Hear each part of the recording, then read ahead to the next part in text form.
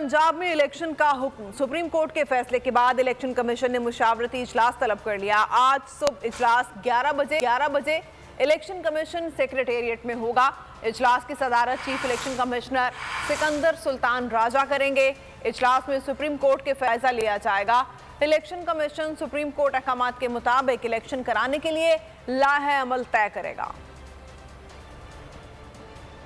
तो नजर आ रहा है सामने लिखा हुआ है जुल्म मिटने के लिए दो चीजों से मिटेगा भाई।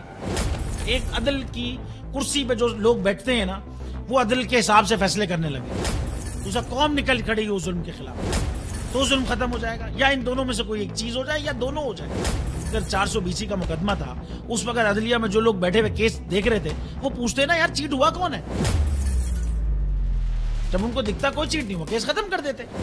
तो जालिम जुल्म कर ही नहीं पाता। 9 जजेस ने नोट बिफोर किया मेरे केस को यार, 1.5 साल चला।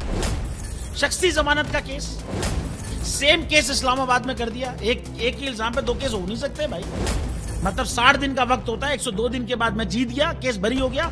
102 दिन के बाद अपील फाइल की, एक्सेप्ट कर ली। नहीं करते ना एक्सेप्ट, खत्म हो जाता ना जुल्म यार।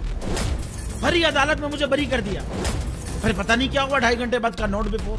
मैं नहीं सुनता ये केस, खड़े रहते अपने फैसले, मिट जाता जुल्म। अल्लाह ताला ने बिठाया इन कुर्सियों पे इनको यार, ये अल्लाह ताला की तरफ से फैसले करने हैं। तो या तो ये फैसले आएंगे, जुल्म मिट जाएगा, या कौम खड़ी हो जाएगी जुल्म के खिलाफ।